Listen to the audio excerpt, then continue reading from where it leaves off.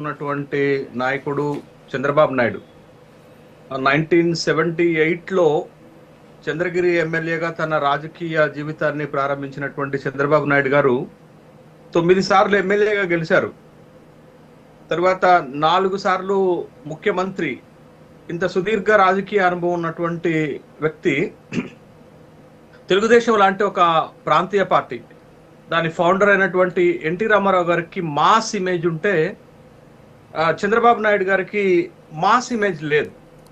మొట్టమొదట 1995లో చంద్రబాబు నాయుడు గారు ముఖ్యమంత్రి అయినటువంటి సందర్భంలో తన స్టైల్ ఆఫ్ పంక్చువాలిటీ, తన డ్యూటీస్ డిశ్చార్జెస్ గనక మనం చూస్తే ఓ రాజకీయ నాయకుడిగా కాకుండా ఓ కంపెనీ సీఈఓగా ఎట్లా వ్యవహరిస్తారో అట్లా వ్యవహరించినటువంటి సందర్భం ఉంది. చంద్రబాబు నాయుడు పైన సీఈఓగా వ్యవహరించారు కానీ సీఎంగా లేడు అనేటటువంటి ఒక అభిప్రాయం కూడా నెలకొన్నది.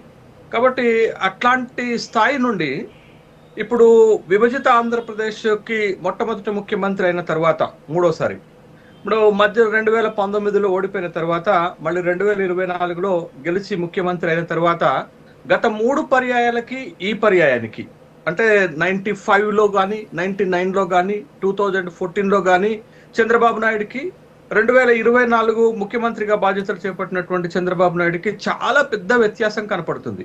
ఆ వ్యత్యాసం ఏంటి అంటే, ఒకప్పుడు కార్పొరేట్ ఆఫీస్ నడిపే రాజకీయ పార్టీ నడిపినటువంటి చంద్రబాబు నాయుడు బట్ ఇప్పుడు కొంచెం తన స్టైల్ ఆఫ్ ఫంక్షన్ ని మార్చుకున్నట్టుగా స్పష్టంగా కనపడుతుంది. ముఖ్యంగా 2024లో ముఖ్యమంత్రి అయిన తర్వాత ఆ స్పష్టత, ఆ మార్పు ఏంటి అని అంటే, మీరు చూడండి, ఆంధ్రప్రదేశ్లో ప్రతిష్టాత్మకంగా అమలు చేస్తున్నటువంటి సంక్షేమ పథకం తను 4వ సారి ముఖ్యమంత్రి అయిన తర్వాత మొట్టమొదట సంతకం చేసింది వృద్ధాప్య పెన్షన్ల పైన. అప్పటి వరకు 3,000 ఉన్నటువంటి వృద్ధాప్య పెన్షన్ ని 4,000 రూపాయలకి పెంచారు. 4,000 రూపాయలకి పెంచి ఊరుకోలేదండి.